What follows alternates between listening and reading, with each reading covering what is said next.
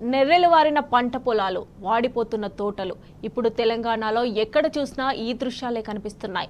ప్రభుత్వ అసమర్థ విధానాలతో రైతన్న నిండా మునుగుతున్నాడు. సాగునీరు లేక పంటలన్నీ ఎండిపోతుంటే గుండెల విసేలా ఏడుస్తున్నాడు. నల్గొండ జిల్లాలోని కూరగాయల తోటల రైతులైతే సాగుకు స్వస్తి చెప్పేందుకు కూడా సిద్ధమవుతున్నారు.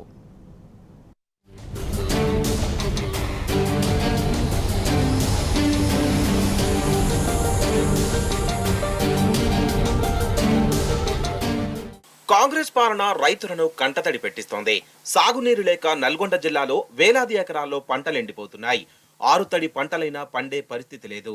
సరైన తడి లేక కూరగాయల చేళ్లన్నీ వాడిపోతున్నాయి. బత్తాయి, నిమ్మ తోటలు నిలువున ఎండిపోతున్నాయి. భూగర్భ జలాలు అడుగంటడంతో బోరు బావులన్నీ బోసిపోతున్నాయి. కాలువల ద్వారా నీళ్లందించేందుకు ప్రభుత్వం ముందుకు రావడం లేదు. దీంతో రైతుల పరిస్థితి దిక్కుతోచని స్థితిలో పడింది.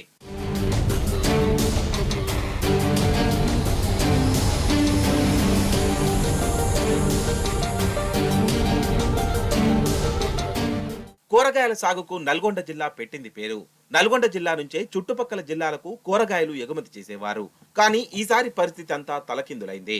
జిల్లాలో ఈసారి 10,000 ఎకరాల్లో చేపట్టిన కూరగాయల సాగుకు నీటి ఎద్దడి ప్రధాన సమస్యగా మారింది. సాగునీరు లేకపోవడంతో తోటలన్నీ ఎక్కడికక్కడ ఎండిపోతున్నాయి. రైతు పెట్టిన పెట్టుబడి కూడా వచ్చే పరిస్థితి లేదు. తోటలను దక్కించుకునేందుకు కొత్తగా బోర్లు వేసినా ఫలితం ఉండడం లేదని రైతులు ఆవేదన వ్యక్తం చేస్తున్నారు.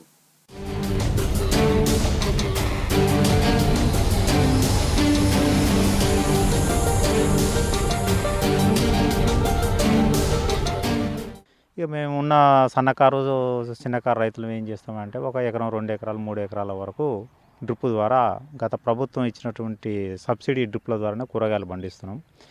ఈ కూరగాయలు పండిస్తే ప్రతి ఒక్క స్ప్రే చేయాలంటే కెమికల్ పరంగా 2,000 నుంచి 3,000 రూపాయలు నల్లికి కానీ దోమకు కానీ పురుగులకు కానీ కలుపుకొని స్ప్రే చేస్తాం. ఈ వేలు ఏమో ఫెర్టిలైజర్ షాప్లో పెట్టి తెచ్చుకొట్టి మేము పంటలు పండిస్తున్నాం. మేము మార్కెట్కి తీసుకపోతే మధ్య దళారులు కొరికి రాని కొరుగు లెక్క మా దగ్గర అడ్డి పావుసేరు. ఒక టమాటా బాక్స్ వచ్చేసి 30 కిలోలు ఉంటుంది. 30 కిలోల బాక్సు 100 రూపాయలు 70 రూపాయలకు మా దగ్గర కొని వాళ్ళు 30-40 రూపాయలకు అమ్ముకునే పరిస్థితి ఉంది. ఇప్పుడు మాత్రం నీళ్లు లేక అరకొరిగా పండినటువంటి పంటలను తీసుకపోతే అంతగా నాణ్యత లేవు కూరగాయలని వాళ్ళు ఇంకా అడ్డి పావుసేరు అడుగుతున్నారు. రైతు బంధు ఇవ్వాలి. వరి పంట పెట్టినాం, 10 ఎకరాలు వరి పంట పెట్టినాం, 5 ఎకరాలు ఎండిపోయింది. దానికి బోనస్ ఇస్తామన్నారు, ఏది లేదు. బోనస్ కూడా దాని గురించి ఏదైనా స్పష్టమైన ప్రకటన లేదు. గతంలో ఎట్లుండే ఇప్పుడు ఎట్లుండే? గతంలో ఇంతకుముందు వర్షాలు పడ్డాయి, ఈసారి ఫస్ట్ కారణం వర్షాలు పడలేదు. ఈ సంవత్సరం మొత్తం వర్షాభావ పరిస్థితులు. ఇంతకుముందు రిజర్వాయర్లో వాటర్ ఉండేది ఇక్కడ, అది అడుగుంటిపోయింది. దానివల్ల భూగర్భ జలాలు పిక్కపోయినాయి, కిందికి పోయినాయి.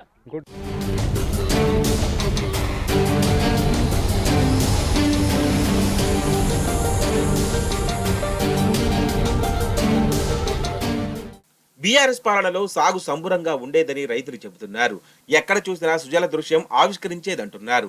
కాంగ్రెస్ వచ్చిన 3 నెలల్లోనే రైతుల పరిస్థితి దారుణంగా తయారైందని ఆవేదన వ్యక్తం చేస్తున్నారు.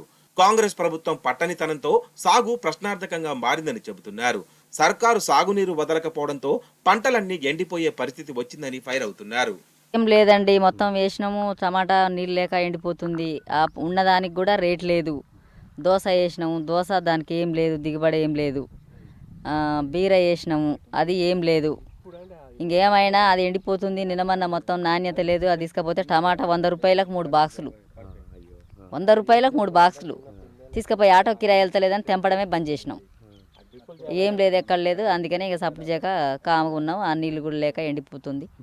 మాకు అనుకున్న వాటర్ లేక పొలాలు ఎండిపోతున్నాయి, తోటలు ఎండిపోతున్నాయి. రైతు బంధు వస్తే రైతు బంధు వస్తలేదు. పెట్టుబడి సాయం అక్కడ వచ్చంటే అవి లేదు. కొన్ని కోసిన ఒడ్లు కూడా దగ్గర 15 వరకు వస్తాం. బోనస్ ఇస్తాను 500, ఇంకా అది కూడా సప్పులు ఇంతవరకు. అది ఇస్తేనే మాకు కొద్దిగా కరువు అయినందుకు కొద్దిగా అది అక్కడ వస్తుంది. మాకు పెట్టుబడులకు సాయం అవుతుంది. ఎమ్మటే గవర్నమెంట్ మాకు ఎమ్మటే సహకరించాలి.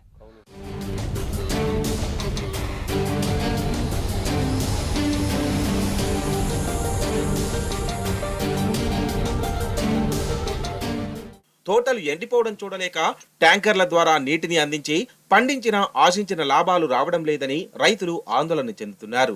నానా కష్టాలు పడి మార్కెట్కు పంటలు తరలిస్తే దళారులు నిండా దోచుకుంటున్నారంటున్నారు. తక్కువ రేట్లకు కొనుగోలు చేసి నష్టాల పాలు చేస్తున్నారని ఆవేదన వ్యక్తం చేస్తున్నారు.